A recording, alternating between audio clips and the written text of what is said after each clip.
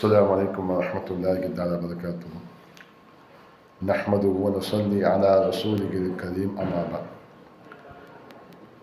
கணித்திற்குரியவர்களே, வருகிற ஜூன் 4 நாடாளுமன்ற தேர்தல் முடிவுகள் வர இருக்கக்கூடிய ஒரு சூழலில் நமது நாட்டில் நல்ல ஆட்சி அமைவதற்காக தொடர்ந்து பிரார்த்தனைகளும் வழிபாடுகளும் தொடர்ந்து நடந்து கொண்டிருக்கக்கூடிய சூழலில் தேர்தல் முடிவுகளுக்கு பின்னால் நமக்கான வழிகாட்டல்களில் சில சொல்வதற்கு நான் ஆசைப்படுகிறேன். அதில் முதல் விஷயம், தேர்தல் முடிவுகள் எப்படி அமைந்தாலும், அது நமக்கு சாதகமாக அமைந்தாலும் சரி அல்லது பாதகமாக அமைந்தாலும் சரி, அது அல்லாஹ்வின் நாட்டம் என்பதாய் எடுத்துக்கொண்டு நம்முடைய அடுத்த கட்ட நகர்வுகளை நோக்கி நாம் நகர வேண்டும். இது முதல் விஷயம். இரண்டாவது, தேர்தல் முடிவுகள் வெளிவரக்கூடிய சூழலில் தேவையில்லாத கருத்துக்கள், தேவையில்லாத விவாதங்களை விட்டு நாம் தவிர்த்திருக்க வேண்டும்.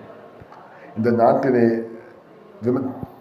பெரும் விமர்சனத்திற்குள்ளாக்கப்படுகிற பல்வேறு விஷயங்கள்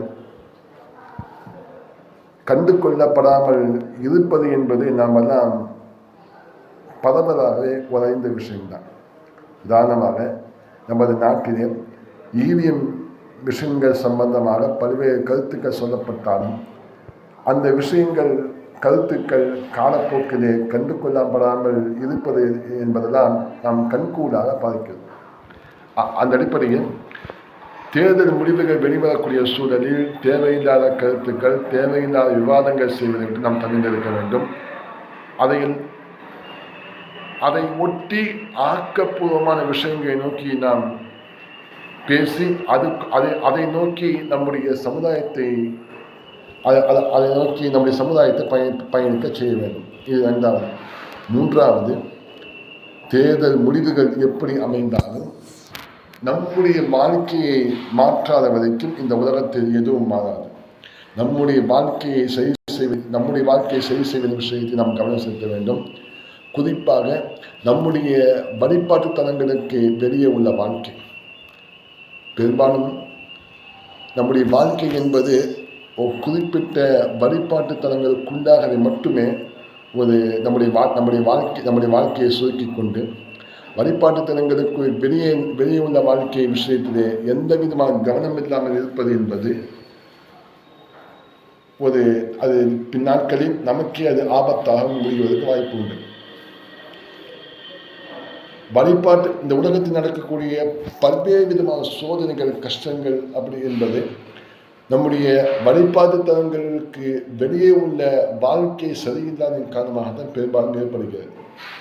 அது கொடுக்கல் வாங்கலாகட்டும், அதிலும் குறிப்பாக எந்த விஷயங்களிலே நம்முடைய நண்பர்கள், நம்முடைய அடியார்கள் சம்பந்தப்பட்டிருக்கிறார்கள், எந்த விஷயங்களில் அடியார்கள் நம்முடைய சக மனிதர்கள் சம்பந்தப்பட்டிருக்கிறார்களோ அது போன்ற விஷயங்களை நாம் கவனம் எடுத்து அது விஷயங்களை நம்முடைய வாழ்க்கையை செய்ய வேண்டும்.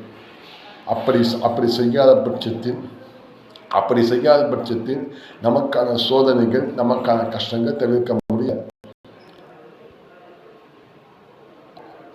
இன்னும் சொல்ல போனால், நம்முடைய வாழ்க்கையை சரி செய்யாத பட்சத்தில் நாம் விரும்புகிற ஆட்சியும் சரி, நாம் விரும்புகிற அரசியல் சூழலும் சரி எந்த காலத்திலும் ஏற்படாது.